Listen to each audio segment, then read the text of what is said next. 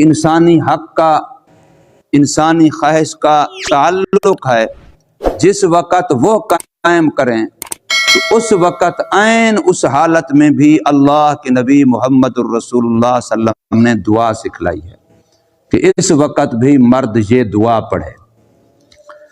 اور پھر ایسے ہی پوری زندگی کا کوئی موڑ ایسا نہیں ہے جہاں اللہ نے دعا نہ سکھلائی ہو۔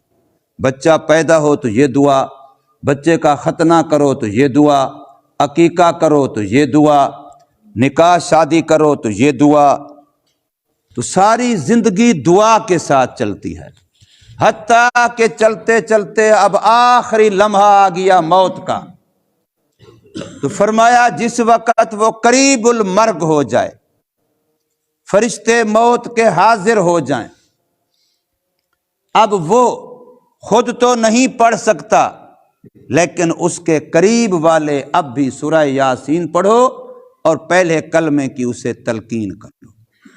پہلا کلمہ پیاری میٹھی دھیمی آواز میں اس کے سامنے پڑھو، جس سے اس کے کانوں میں کلمے کی آواز پہنچے اور اللہ تبارک و تعالی اس کا خاتمہ کلمہ سنتے سنتے کرے، یا اللہ توفیق دے دے تو اس کی زبان پہ بھی جاری ہو جائے کہ اللہ اسے کلمہ پڑھنے کی بھی توفیق دے دے، اس حال میں وہ فوت ہو جائے۔ اور پھر اس کے بعد اب کوئی مرحلہ ایسا نہیں غسل دینے کا، کفن دینے کا، میت کو اٹھانے کا، دفنانے کا، جنازے کا، جس میں دعا نہ ہو، حتیٰ کہ جب قبر میں مٹی ڈال رہے ہیں، پہلے میت کو رکھنا ہے تو بسم اللہ وعلی ملت رسول اللہ، یہ دعا پڑھ کے میت رکھنی ہے۔ اور اگر مٹی ڈالنی ہے تو فرمایا مٹی ڈالتے ہوئے قرآن مجید کی ہے دعا پڑھتے ہوئے منہا خلقناکم وفیہا نعیدکم ومنہا نخرجکم تارۃ اخری، دعا پڑھتے ہوئے مٹی ڈالو، اور جب مٹی برابر کر لو تو پھر بھی سر کی طرف سے سورۃ بقرہ کا پہلا رکوع پڑھو اور پاؤں کی طرف سورۃ بقرہ کا آخری رکوع پڑھو، اور اس کے بعد پھر بھی اجتماعی دعا مانگو۔ تو گویا آخری عمل بھی جو ہے وہ میت کا، جب ہم رخصت کر کے اب سب نے اپنے اپنے راستے کو چلے جانا ہے، تب بھی کس پر ختم کیا ہے؟ دعا پر ختم کیا ہے۔ تو دعا ایک ایسا عمل ہے جو وہاں نکاح سے شروع ہوا تو قبر کے اندر مٹی برابر کر چکنے تک ہمارے ساتھ رہا۔ اس لیے کہا گیا ہے الدعاء مخ العبادہ، دعا تمام عبادتوں کا مغز ہے، نچوڑ ہے۔ اکثر میں یہ بات کہا کرتا ہوں کہ جنازے کے موقع پر پہلی تکبیر کے بعد ہم ثنا پڑھتے ہیں اللہ تعالیٰ کے لیے، دوسری تکبیر کے بعد ہم درود پاک پڑھتے ہیں نبی پاک صلی اللہ علیہ وسلم کے لیے، تیسری تکبیر کے بعد ہم دعا پڑھتے ہیں، اور وہاں کہتے یہ ہیں کہ حاضر میت کے لیے۔ دعا کس کے لیے؟ حاضر میت کے لیے۔ لیکن اس دعا میں ذرا غور کریں، اللہم اغفر لحینا، اے اللہ ہم زندوں کو بخش دے، ومیتنا، اے اللہ ہمارے مردوں کو بخش دے، وشاہدنا، جو موجود ہیں ان کو بخش، جو غائب ہیں ان کو بخش، جو مرد ہیں ان کو بخش، جو عورتیں ہیں ان کو بخش، وذکرنا وانثانا، مردوں عورتوں کے لیے الگ الگ، غائبین حاضرین کے لیے الگ الگ، اور زندوں مردوں کے لیے الگ الگ۔ پھر اس کے بعد آگے ہے کہ اللہ جس کو تو زندگی دے، جس کی زندگی ابھی باقی ہے، تو اس کو زندگی اسلام والی عطا فرما، اور جس کی موت مقدر ہے، جس کو تو موت دے، ومن توفیتہ فتوفہ علی الایمان، تو اس کو موت ایمان والی عطا فرما۔ اتنی کامل دعا، اتنی مکمل دعا، اور یہ رسول اللہ صلی اللہ علیہ وسلم کی سکھلائی ہوئی دعا، حدیث پاک کی دعا، اب اس دعا کے بعد کسی چیز کی گنجائش رہتی ہے؟ اگر انسان کا ایمان ہو، نبی پاک صلی اللہ علیہ وسلم سے عشق اور محبت ہو، تو پھر ایک ہے میری بنائی ہوئی دعا اور ایک ہے میرے پیغمبر کی سکھلائی ہوئی دعا، تو پیغمبر کی سکھلائی ہوئی دعا پر عاشق نبی کی تو بس ہو جاتی ہے۔ وہ تو کہتا ہے بس مجھے وہی کافی ہے جو میرے نبی نے مجھے سکھلایا، میں تو پیغمبر کا عاشق ہوں، میں تو نبی پاک صلی اللہ علیہ وسلم کی ماننے والا ہوں، میں تو اپنی آنکھ سے زیادہ نبی کی بات پہ اعتماد کرتا ہوں، اپنے کانوں سے زیادہ اپنے نبی کی بات پہ اعتماد کرتا ہوں، مجھے ساری دنیا کی ساری انسانیت ایک بات کہے میں اس پر اتنا اعتماد نہیں کرتا جتنا اپنے پیغمبر صلی اللہ علیہ وسلم کی بات پر اعتماد کرتا ہوں۔ تو دعا گویا ایک ایسی چیز ہے جو ہر وقت ہمارے ساتھ ہے، ہر وقت تمام نبیوں نے اللہ سے مانگا ہے، تمام ولیوں نے اللہ سے مانگا ہے، تمام صحابہ نے اللہ سے مانگا ہے، تمام اہل بیت عظام نے اللہ سے مانگا ہے۔ کون ہے جس نے اللہ سے نہیں مانگا؟ اور سب کو دیتا بھی اللہ ہے، سب مانگتے بھی اللہ سے ہیں۔ ہاں ایک شیطان عجیب ہے، شادی ہو گئی، یا اللہ بچے دے، یا اللہ بچے دے، یا اللہ جھولی آباد کر، یا اللہ مہربانی فرما، اور جب اللہ نے دے دیا، چاہے 10 سال کے بعد دیا چاہے 20 سال کے بعد دیا، جب اللہ نے دے دیا تو اب پہلے دن سے جو فنکشن کرنے ہیں وہ سارے شیطان کو راضی کے کرنے ہیں۔ مانگتے کس سے رہے ہیں؟ اللہ سے۔ اولاد کون دیتا ہے؟ اللہ دیتا ہے۔ جھولیاں کون آباد کرتا ہے؟ اللہ کرتا ہے۔ ان کی قسمت کون بناتا ہے؟ اللہ۔ کی لمبی عمر کون بناتا ہے؟ اللہ بناتا ہے۔ ان کو اچھی نصیب، اچھے مقدر کون دیتا ہے؟ اللہ دیتا ہے۔ لیکن تیسرے دن، دوسرے دن، چوتھے دن، پہلے دن، حتیٰ کہ ان بچوں کی شادی تک جو بھی کرنا ہے سارا شیطانی کرنا ہے۔ کتنا دکھ ہوتا ہے یار۔ تو یہ انسانیت ہے، یہ ہمارا حال ہے، یہ ہم مسلمان ہیں، اور یہ ہم عاشق نبی ہیں، یہ ہم عاشق دین ہیں، یہ ہم اسلام والے کلمے والے ہیں۔ تو میں عرض یہ کر رہا ہوں کہ دعا عقل مندوں کا ایک مستقل فعل ہے۔ عقل مند انسان وہ ہے جو ہر وقت اللہ سے مانگتا رہتا ہے اور اپنا تعلق اپنے اللہ سے جوڑے رہتا ہے۔ تو فرمایا عقل والے یوں دعا کرتے ہیں، ربنا انک من تدخل النار فقد اخضیتہ، اے ہمارے پروردگار بے شک تو جس کو تو نے داخل کر دیا جہنم کی آگ میں، بس اس کو تو نے پکا پکا رسوا ہی کر دیا۔ ایک حدیث کا مفہوم ہے بڑا عجیب سا، فرمایا قیامت کے دن رسوائی اتنا زیادہ بڑی تکلیف دہ چیز ہوگی کہ بندہ جہنم میں جانے کو ترجیح دے گا، رسوائی سے بچے گا۔ رسوائی اس سے زیادہ تکلیف دہ ہوگی۔ اس لیے نبی پاک صلی اللہ علیہ وسلم نے دعا فرمائی ہے کہ اللہ سے یوں مانگا کرو، اللہم انی اعوذ بک من خزی الدنیا والآخرہ، میں تجھے دنیا کی رسوائی سے بھی تیری پناہ مانگتا ہوں اور آخرت کی رسوائی سے بھی تیری پناہ مانگتا ہوں۔ تو فرمایا جس کو تو نے جہنم میں داخل کر دیا وہ تو پکا رسوا ہی ہو گیا، وما للظالمین من انصار، اور ظالموں کا وہاں کوئی مددگار نہیں ہوگا۔ جو دنیا میں کمزوروں پہ ظلم کرتا ہے، جو دنیا میں اللہ کی مخلوق پہ ظلم کرتا ہے، چاہے وہ درندوں پہ کرے، چاہے وہ پرندوں پہ کرے، چاہے وہ حیوانوں پہ کرے، چاہے وہ انسانوں پہ کرے، جو اللہ کی مخلوق کے حق مارتا ہے، اللہ کی مخلوق پہ ظلم کرتا ہے، فرمایا قیامت کے دن بے یار و مددگار کھڑا ہوگا، اس کا کوئی مددگار نہیں ہوگا۔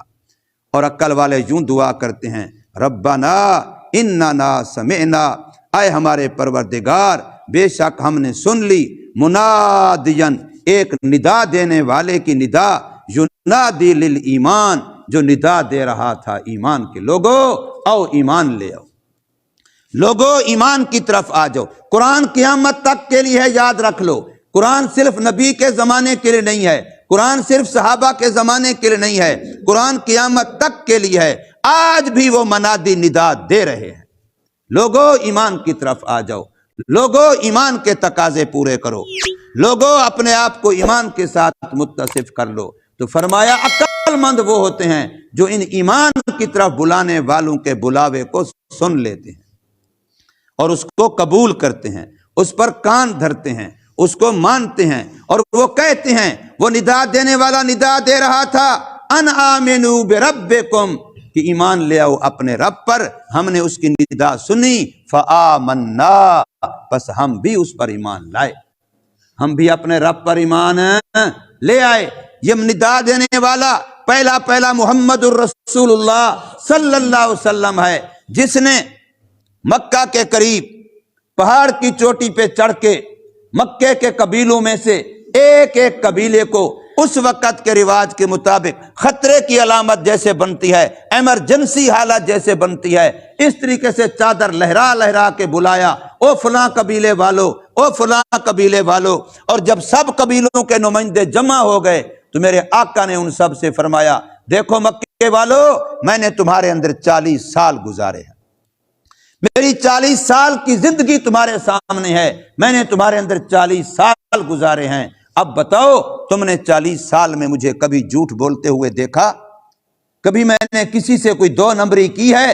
کبھی کسی سے کوئی زیادتی کی ہے؟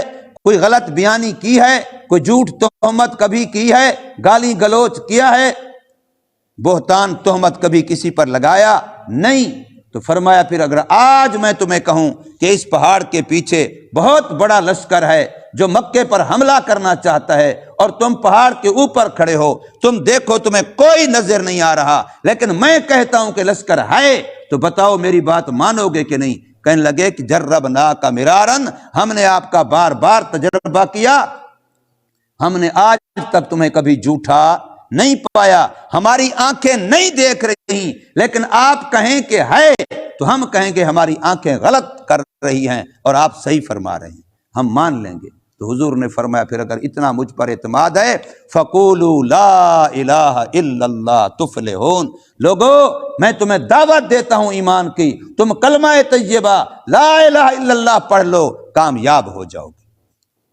تو اس وقت سارے منکر ہو گئے، لیکن ان میں سے جو ابو لہب تھا، حضور کا چچا تھا، اس نے گستاخی کی، دونوں ہاتھ سے زمین سے کنکریاں اٹھائیں اور حضور صلی اللہ علیہ وسلم کی طرف پھینکیں اور منہ سے بولا، تباً لک یا محمد الہٰذا جمعتنا، الیاذ باللہ، اس نے کہا اے محمد تو ہلاک ہو جائے، تو نے ہمیں اس لیے اکٹھا کیا تھا کہ ہم اپنے باپ دادا والا دین چھوڑ دیں اور تیرا کلمہ پڑھ لیں۔ اب اس نے یہ کہا تو میرے اللہ نے قرآن کی پوری سورت اتاری اور وہی لفظ بولے اور اس کے انہیں دونوں ہاتھوں کا تذکرہ کیا جس سے اس نے کنکریاں اٹھا کے حضور صلی اللہ علیہ وسلم کی طرف پھینکی تھیں۔ فرمایا تبت یدا ابی لہب وتب، ابو لہب کے دونوں ہاتھ بھی ہلاک ہو گئے اور خود ابو لہب بھی ہلاک ہو گیا۔ اللہ نے فوراً جواب دیا۔ اللہ کے نبی کا دفاع اللہ خود آپ کرتا ہے، صحابہ کا دفاع اللہ خود آپ کرتا ہے۔ تو بہرحال فرمایا کہ ایک منادی کی ندا ہم نے سنی، وہ اعلان کر رہا ہے لوگو ایمان لے آؤ۔ تو یہ سب سے پہلا منادی کون تھا؟ محمد صلی اللہ علیہ وسلم۔ اور پھر آپ کی نیابت میں آج تک علماء، آج تک دیندار طبقہ دوسروں کے دروازے کنڈے کھٹکا کھٹکا کے کہہ رہا ہے لوگو ایمان والے بن جاؤ، لوگو ایمان کے تقاضے پورے کرو۔ ربنا، اے ہمارے پروردگار، فاغفر لنا، ہماری بخشش فرما دیجئے، ذنوبنا، ہمارے گناہوں کو بخش دیجئے، وکفر عنا سیئاتنا، اور جتنی ہماری کمزوریاں کوتاہیاں سیئات ہیں سب کو مٹا دیجئے، وتوفنا مع الابرار۔ یہ دیکھیں دعا کے اندر کیسا لفظ ہے، ہمیں وفات دیجئے نیک لوگوں کے ساتھ، موت نیکوں والی دیجئے، وتوفنا مع الابرار۔ حضرت یوسف علیہ السلام اللہ کے نبی ہیں، لیکن کیا دعا مانگ رہے ہیں؟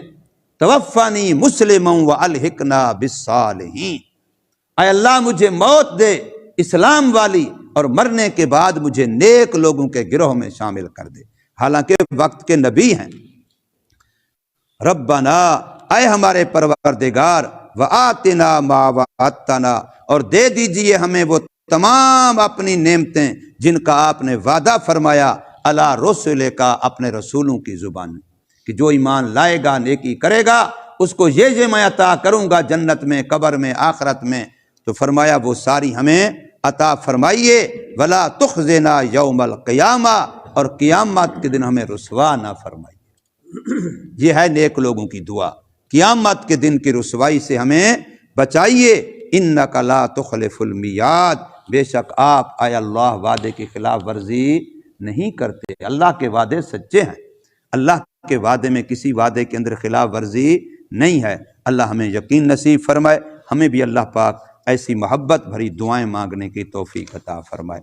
آج جمعہ کا دن ہے، جمعہ کے آداب بار بار بیان ہو چکے ہیں۔ ہم سب دوستوں کو چاہیے کہ جمعہ کو گزاریں اور جمعہ کے آداب کا لحاظ رکھ کے گزاریں۔ اللہ تبارک و تعالی ہمیں یہ جمعہ کا دن قیمتی بنانے کی توفیق دے۔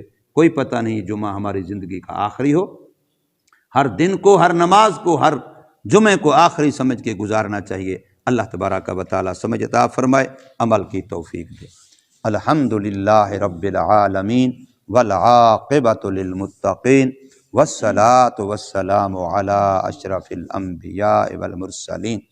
اللہم اصلح قلوبنا وازل عیوبنا وتولنا بالحسنى وزینا بالتقوی واجمع لنا خیر الآخرۃ والاولی۔ یا اللہ تیرے بندے ہیں، تیرے گھر میں بیٹھے ہیں، تیری پاک کلام کی نسبت سے بیٹھے ہیں۔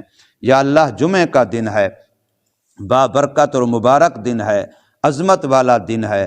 یا اللہ تو ہمارے حال پہ رحم فرما دے، ہم سب کے سب گناہوں کو معاف فرما دے، اور تیری دی ہوئی توفیق سے جو نیک اعمال ہوتے ہیں ان کو اپنی پاک بارگاہ میں اپنی شیان شان قبول فرما لے۔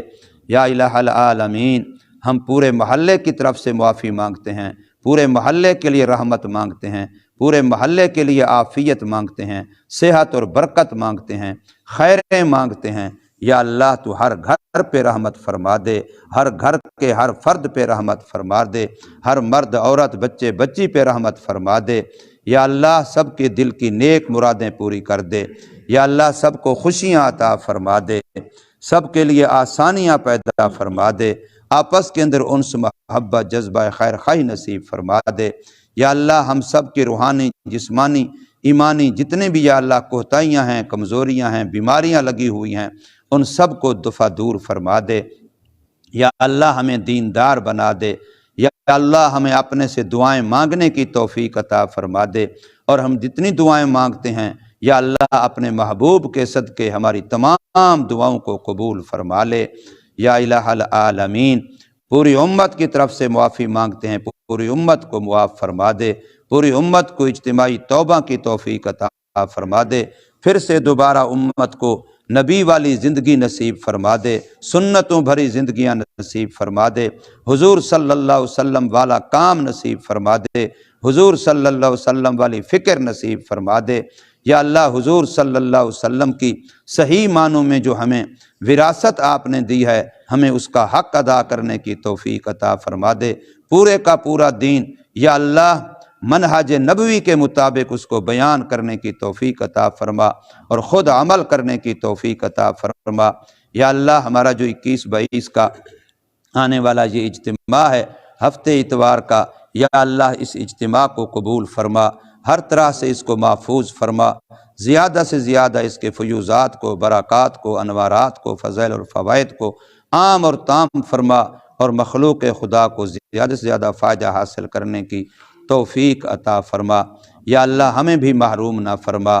یا الہ العالمین، جتنے لوگ تیرے دین کا کام جہاں کہیں جس شکل میں کر رہے ہیں سب کو قبول فرما، اور جتنے مسلمان صاحب ایمان دنیا سے چلے گئے سب کی مغفرت اور بخشش فرما، خصوصاً ہمارے اعزاء اقارب دور قریب کے رشتہ دار اور اس محلے کے جتنے مسلمان فوت ہو گئے ہیں، یا اللہ سب کی مغفرت اور بخشش فرما، سب کے درجات کو بلند فرما، سب کی قبروں کو جنت کا باغ بنا دے، ہماری طرف سے ان کو بہترین جزا نصیب فرما دے۔ وصلی اللہ تعالی علی خیر خلقہ محمد وآلہ واصحابہ اجمعین برحمتک یا ارحم الراحمین۔